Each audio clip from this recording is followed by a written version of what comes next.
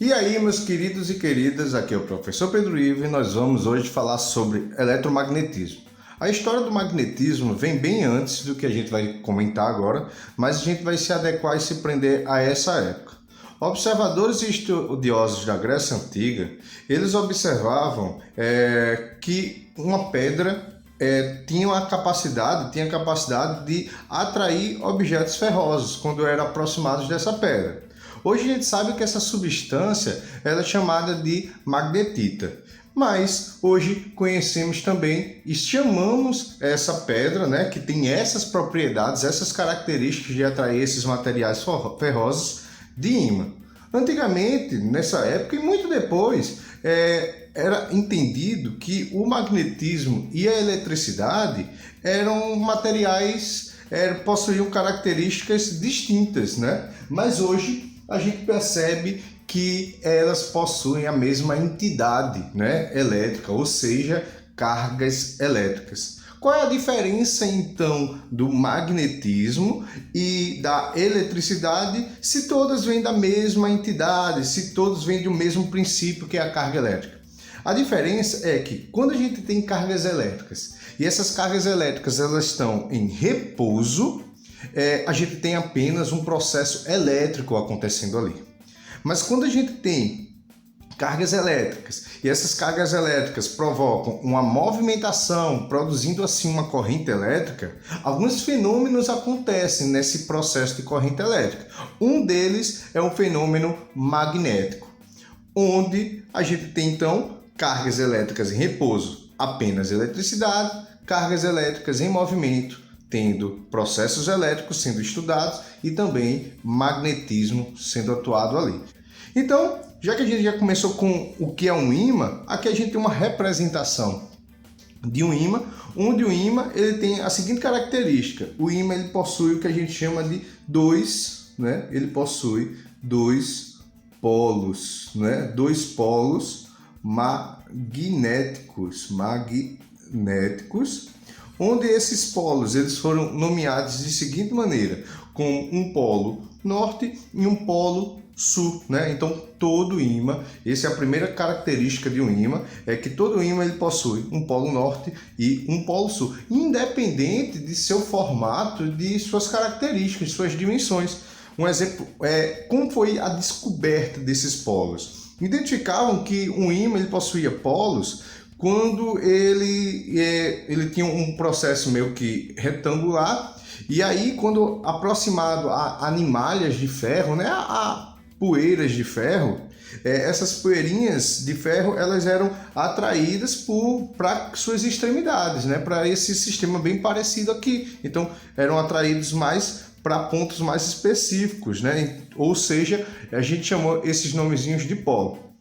Mas um pesquisador da época, ele pegou um ímã e fez esse ímã em um formato esférico. E ele queria saber, não tendo mais extremidades, porque quando a gente tem uma esfera, a gente não possui mais uma extremidade a apontar. Aqui a gente consegue, eu tenho uma extremidade de um lado, aqui eu tenho uma extremidade do outro, Então eu não tenho mais extremidade a apontar. Mas aí, ao colocar esse ímã próximo a essas animalhas de ferro, percebeu que animalhas de ferro eram atraídas para pontos distintos dessa esfera. Então, independente do seu formato, de suas dimensões, um ímã ele vai possuir sempre dois polos. Um polo que a gente vai chamar de polo norte, o outro polo que a gente vai chamar de polo sul, tá bom? Então, para que a gente identifique um ímã, a gente precisa conhecer alguns de seus princípios. O primeiro princípio que a gente vai estudar é um princípio bem conhecido, a gente já trabalhou um pouquinho com ele lá no processo da eletrostática, que é o que a gente chama de princípio da atração e repulsão. O que é que diz esse princípio da atração ou princípio da repulsão? Ele diz o seguinte: polos de mesmo nome se repelem e polos de nomes diferentes tendem a se atrair. O que significa dizer isso? Que se eu pegar dois ímãs e eu aproximar dois ímãs, dois polos de mesmo nome, a tendência é desses polos, desses ímãs, se repelir. Então eles se afastarem. Já se eu pegar dois ímãs e agora eu aproximar dois polos diferentes, a tendência desses polos é de se aproximar, ou seja, de se atrair, tá bom? Então, polos de mesmo nome tendem a se repelir, polos de nomes diferentes tendem a se atrair. É aquela frasezinha, né, os opostos se atraem. Isso bem parecido com a eletrostática, né? Onde a gente tem cargas de mesmo sinal se repelem, sinais diferentes se atraem. Então, só que aqui a gente tem a mesma situação, só com polos e nomes diferentes, tá bom? Então, aqui a gente tem um processo que a gente pode chamar de repulsão. Vou botar aqui, ó, repulsão, quando eu tenho o mesmo nome. E aqui, quando a gente tem nomes diferentes, a gente tem um processo de atração. Então, o primeiro princípio, a primeira característica do ímã, né, foi dito. Segunda característica de um ímã, né, é o que a gente chama de princípio da inseparabilidade dos polos. Ele diz o seguinte, que se você pegar um ímã e você romper, né, esse ímã em vários pedaços, o que é que vai acontecer? Então, se eu pego um ímã aqui e eu invento aqui de torar, né, de cortar esse ímã ao meio, o que é que vai acontecer aqui?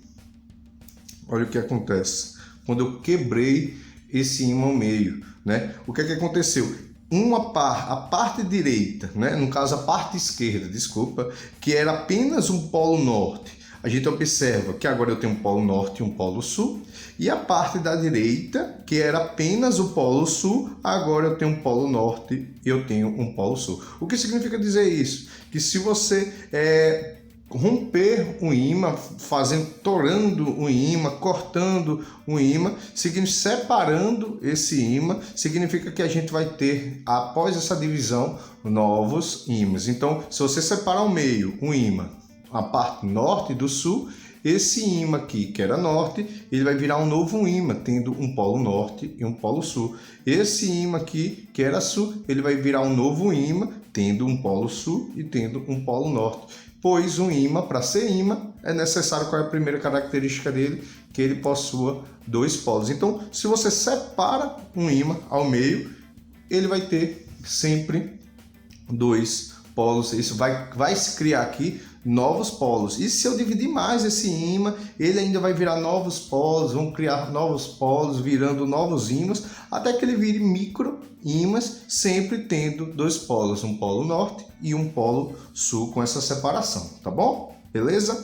Então, outras características, além do princípio da atração e repulsão, e também esse princípio da inseparabilidade, o ímã ele também tem algumas características importantes. A primeira característica dela é que um ímã atrai um objeto de ferro independente do seu polo. Então, independente da gente ter um polo norte ou um polo sul, um ímã ele vai tender sempre a atrair objetos ferrosos. Então aqui, se a gente tem um objeto de ferro, né, e coloca próximo a esse polo norte vai tender a atrair esse objeto de ferro. Se a gente pega esse objeto de ferro e coloca, se a gente pega esse objeto de ferro e agora coloca próximo ao polo sul, esse polo sul também vai ter a tendência de atrair esse objeto de ferro. Então, objetos ferrosos, ao ser aproximados de um ímã, ele vai tender sempre a atrair, tá bom? Então, colocando aqui um objeto próximo ao polo norte, esse objeto ele vai ser sempre atraído, tá bom? No caso, o processo de repulsão só acontece com um ímã, né? Se a gente coloca um mesmo ímã de polo igual, vai acontecer processo de repulsão. E a atração acontece sempre com objeto ferroso ou com ímã de polo diferente. Aí acontece sempre uma atração. Outra característica de um ímã é que um ímã transmite suas características para um objeto de ferro. Então, quando um objeto de ferro gera um contato com esse ímã e um outro objeto de ferro gera um contato com esse primeiro objeto tende a ganhar as características atrativas do ímã. Eu não sei se você já reparou, como você já brincou com ímã, onde a gente pega o ímã, existe várias limalhas de ferro, ou no caso vários pregos, né? E aí quando você atrai um desses pregos, esse primeiro prego atrai um segundo, esse segundo termina aqui atraindo um terceiro. Isso por quê? Porque esses objetos de ferro, quando geram um contato com o ímã, eles ganham as características atrativas desse ímã, atraindo assim outros objetos de ferro. Então, um exemplo aqui, olha, se eu tenho um ímã aqui e eu coloco aqui, aproximo um prego desse ímã, esse prego aqui ele vai ser atraído pelo ímã devido à propriedade de sempre atrair objetos de ferro. Mas quando um outro objeto de ferro é aproximado desse primeiro prego, ele vai ser atraído por esse primeiro, pois esse primeiro aqui ganhou a capacidade de atrair outros objetos ferrosos devido ao contato com o ímã. Então, quando a gente aproxima o ímã de um objeto ferroso, esse objeto ferroso tende a ganhar suas características atrativas, no caso a característica de um ímã. O que pode acontecer é que, às vezes também, quando você tem um ímã com um poder magnético muito forte, ao aproximar de um objeto ferroso e depois separá-lo, esse objeto ainda pode manter as características atrativas, tá bom? Agora, se a gente tem um ímã mediano, né, sua intensidade magnética não é tão forte assim, ao separar, esse objeto ferroso ele perde suas características atrativas, tá bom? Beleza? Então a gente já falou das características de um ímã, então a gente já consegue identificar perfeitamente um ímã. Agora a gente vai falar sobre um campo magnético de um ímã. O campo magnético de um ímã ele é uma grandeza vetorial, ou seja, é aquela que a gente consegue medir, numerar, né, um valor para essa grandeza e, além disso, identificar uma direção e um sentido para essa grandeza. Então, o campo magnético é uma grandeza vetorial responsável pela formação de força magnética, ou seja, esses objetos aqui, como o ferro, né, esses pregos aqui, só são atraídos pois esse ímã aqui gera um campo magnético em sua volta. Quando esse ferro é exposto a esse campo magnético, uma força é gerada sobre ele, fazendo com que eles sejam atraídos aqui pelo ímã. Então, quem promove essa força magnética aqui de atração é um campo magnético gerado pelo ímã. Quando ele é exposto, ele é atraído. Quando ele sai desse campo magnético, ele para de ser atraído. E vê se isso não é verdade. Quando a gente coloca um objeto muito próximo do ímã, a gente já sente aquela força de atração. Mas com o afastamento desse objeto de ferro do ímã, a gente consegue perceber que esse ímã não gera mais força, né? Não gera mais atividade nesse ferro. Isso porque esse ferro ele já está em um ponto distante do campo magnético gerado pelo ímã. Então, quanto mais próximo do ímã, mais exposto você vai estar do campo magnético, então mais atraído você vai ter, né?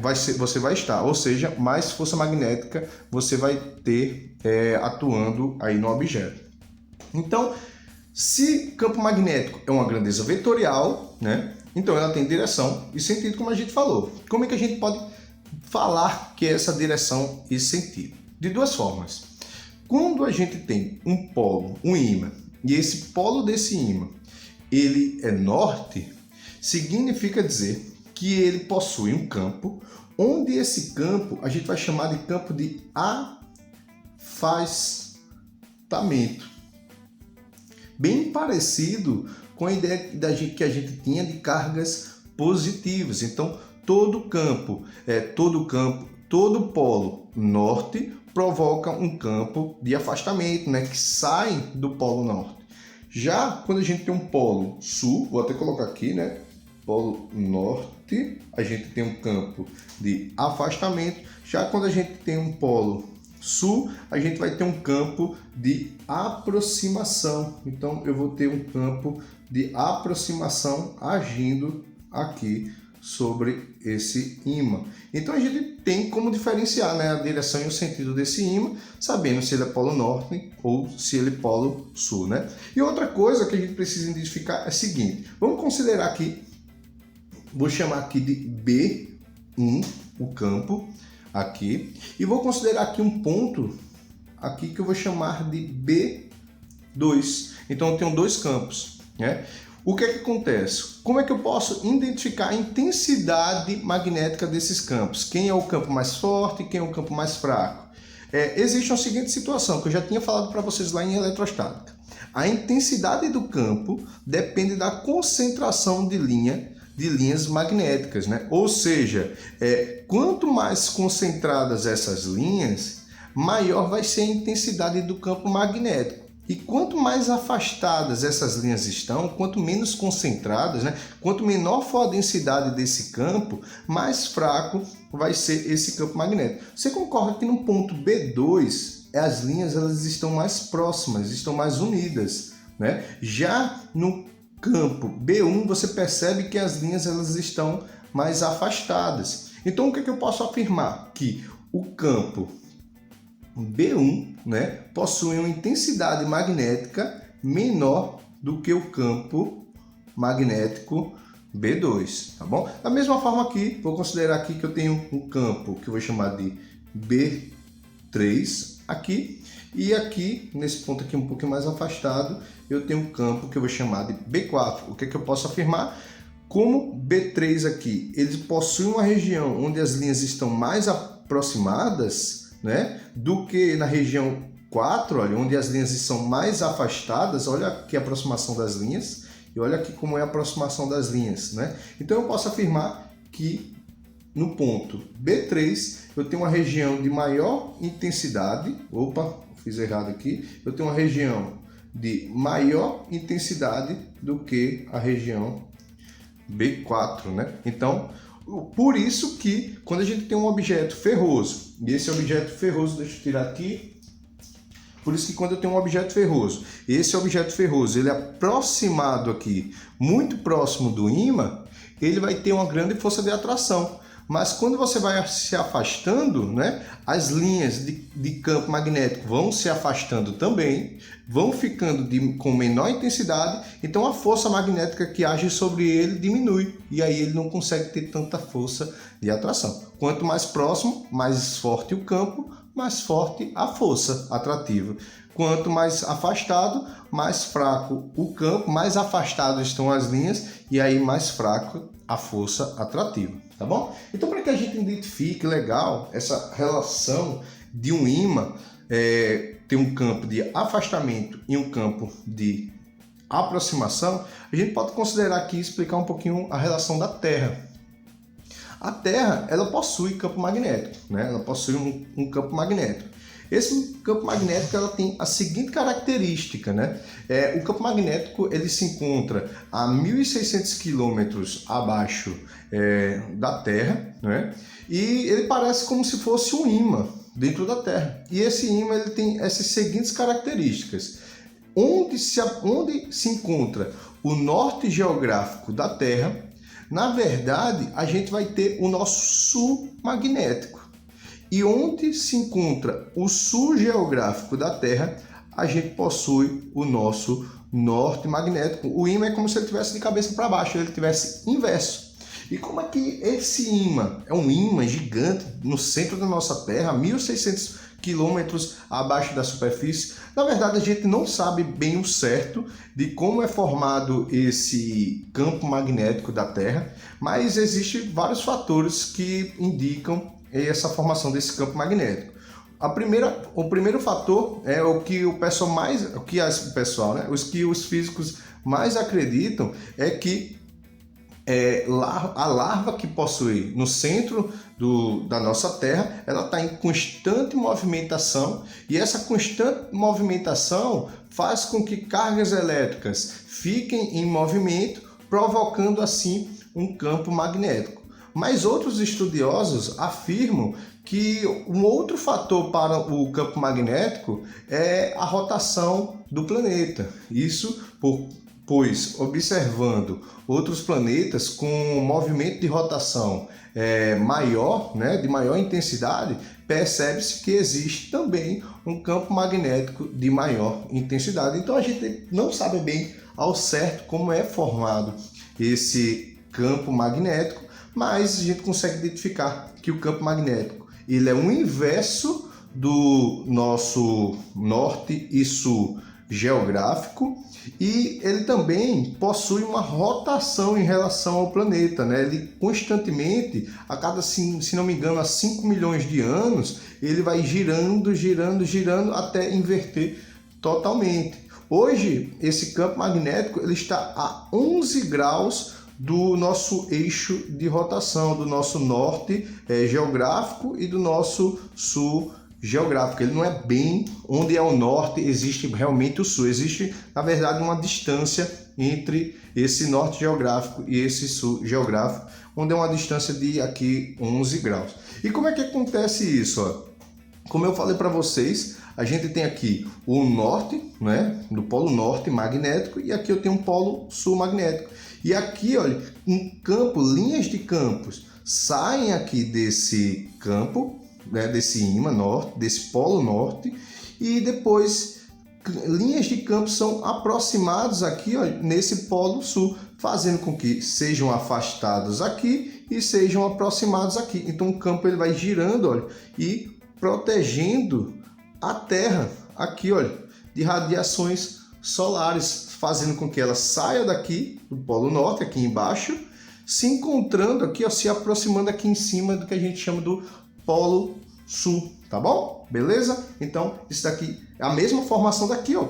Norte, a gente tem um afastamento, sul, a gente tem uma aproximação. Então, já que a gente entendeu tudo sobre os polos de um ímã e sobre os polos geográficos, né?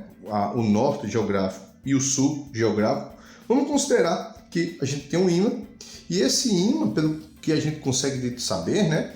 Então, e esse ímã, pelo que a gente sabe, ele aponta sempre para o norte. Por que ele aponta sempre para o norte? Isso, primeiro, né, que eles tendem sempre a se atrair com o polo diferente dele, né? Então, como a gente tem aqui em cima um polo sul, esse ímã ele vai tender a se atrair com o polo sul, né? Então, se a gente virar esse ímã aqui, né, de cabeça para baixo, o que é que vai acontecer? O norte do ímã ele vai se repelir aqui com esse norte magnético da Terra, fazendo ele girar e apontar novamente para o norte geográfico, ou seja, o nosso sul magnético, tá bom? E como é que a gente consegue identificar essa relação de rotação quando um ímã ele é exposto a um campo? Primeiro, vamos considerar que eu coloco um ímã aqui nesse campo magnético. A gente percebe que esse campo magnético ele tem meio que uma direção para a direita. Então, o que é que vai acontecer? Quando esse ímã ele é exposto a um polo magnético, esse polo, o norte magnético desse ímã, ele tende sempre a ir a favor do sentido do campo magnético. Então, no caso, a gente percebe aqui que o campo magnético ele está sendo orientado aqui nesse pontinho aqui para a direita. Deixa eu colocar aqui um pontinho. Então, nesse ponto 1, a gente percebe que o campo magnético ele está sendo aqui orientado para a direita. Então, se eu coloco um ímã aqui, esse ímã ele vai girar, fazendo com que seu polo norte seja apontado aqui em direção do sentido do campo magnético. Se eu boto aqui esse ímã agora nesse ponto 2, né? Eu vou colocar aqui nesse ponto 2, do jeito que ele estava, o que é que vai acontecer? Ele vai girar, fazendo com que o polo norte dele, no caso, gire a favor da direção e sentido aqui desse campo magnético aqui que está sendo indicado aqui por essa setinha B, tá bom? E como é que a gente sabe esse campo magnético, querido professor? Bem simples. Eu vou determinar aqui um ponto qualquer, que eu vou chamar de 3 aqui. E aí o que é que a gente vai fazer? A gente vai determinar aqui uma reta tangente a essa curva. Qual seria a reta tangente? É aquela que toca em um único ponto dessa curva. Então vamos desenhar aqui uma reta que toca em um único ponto dessa curva, né? A gente conseguiu desenhar aqui, e aí, então já que a gente desenhou uma reta tangente, esse campo magnético ele vai seguir, ó, favorecendo a linha de campo. A gente percebe que a linha de campo possui essa movimentação, olha, para a direita, ou um sentido horário, né? Então a gente vai fazer uma reta que favoreça esse movimento aqui no sentido. Então a gente vai fazer uma reta que favoreça esse movimento aqui no sentido horário. Então ele vai ter um movimento meio que assim, para baixo, né? Então, se eu pego esse ímã e coloco esse ímã aqui nesse ponto 3, o que é que ele vai fazer? O polo norte dele vai ficar favorável ao sentido do campo, girando e ficando dessa forma. Tá bom, galera? Então, o que é que a gente vai ter? Um movimento sempre a favor da linha de campo. O movimento do ímã sempre a favor da linha de campo. Então, galerinha, espero que tenha ajudado vocês e a gente se encontra no nosso próximo vídeo. Valeu, galera, e tchau!